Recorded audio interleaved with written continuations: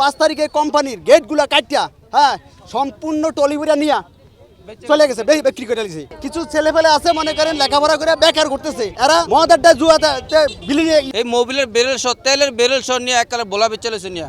আমরা আমাদের এখানে একটা আরএফএল কোম্পানি হইতেছে, আমরা এই কোম্পানি এখানে চাই। যারা সন্ত্রাস করতেছে আমরা এই সন্ত্রাস থেকে মুক্তি চাই। আমাদের এই জায়গায় যে একটা ফ্যাক্টরি হয়, তারপর আমরা আমরা অনেক কষ্ট করে পড়ালেখা করছি। আমার বাবা মার পাশে যে দাঁড়াইতে পারি, আমার ভাই আমার বোন ওরা যে চাকরি করতে পারে এই জন্য দাঁড়াইছি। এই চাঁদাবাজ জসিম তা হতে দেয় না। চাঁদাবাজ হয়েছে ওই জায়গায় কোম্পানিটা গেট আছে না, ওটা করতে দেয় না। জীবন অবাক না করলে কে করবে? 28% মিল্ক ফ্যাটের অবাক করার সাথে ফ্রেশ মিল্ক পাউডার। জীবন অবাক করুক প্রতিদিন। আমরা চাই এই জায়গায় যে একটা ফ্যাক্টরি হোক, চাঁদাবাজ জসিম তা হতে দেয় না। তার হাত থেকে আমরা মুক্তি চাই। হাত থেকে মুক্তি চাই।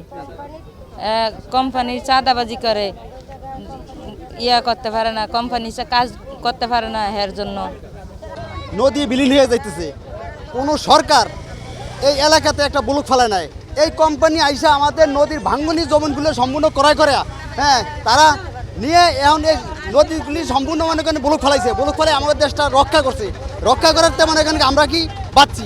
কিন্তু এখন এই কোম্পানি যদি চালু হয়, এই কোম্পানি চালু হইলে মনে করেন আমাদের ছেলে আছে, মেয়ে আছে, ভাই আছে, বেড়াদার আছে, সম্পূর্ণ বাচ্চাগুলিতে চাকরি করলে আমরা দেশে উন্নয়ন হইব। আমরা মনে করি এটা। কিছু ছেলে পেলে আছে মনে করেন লেখাপড়া করে বেকার করতেছে, এরা মদ আড্ডা জুয়াতে বিলি হয়ে গেছে, হ্যাঁ সময় কোনো জায়গায় ব্যয় করতে পারতেছে না। এখন যদি এই কোম্পানিটা যদি চালু হইলে এই কোম্পানির ভিতরে চাকরি পাইব, তারা চাকরি পাইলে তারা ওই সময়টা ওই জায়গাতেই কাটাবে।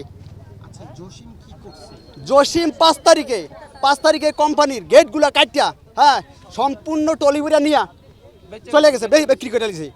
আর দোকানের বেরেলগুলা মানুষের 2টা দোকানের বেরেলগুলা তেলের বেরেল সকলে এগুলো নিয়ে গেছে। হ্যাঁ এখন এই কোম্পানির লোক ক্রয় করে জমিন এই কাজ করছে। এই জসিমের হাত থেকে আমরা বাঁচতে চাই, আর এই কোম্পানি চালু হইতে চাই। 2-4 দিনের মধ্যে ঘটনা, কোম্পানির জমিন কোম্পানি আবারিয়া এটা মানে কেন কি হের হাতে নিয়ে গেছে। এর মধ্যে গত 2 দিন আগে কোনো ঘটনা ঘটছে না? 2 দিন আগে কোনো ঘটনা ঘটে নাই। আমরা আগে দেখছি যে মানে কোম্পানি গেট করছে এই জায়গা, বুঝছেন তো গেট করছে। আর ওই মহিলার ভাই জসিম নাকি, এই জসিমেরা আয়া ওই 5 তারিখে ওই যে গন্ডগোল হয়েছে যে সরকার গেছি গিয়া এর মধ্যে দেয় গেট টেট সব কাটিয়া সিরিয়া মাইসের তেলের দোকানের তেল মেল সব কিছুই জসিমে নিয়ে গেছি গিয়ে।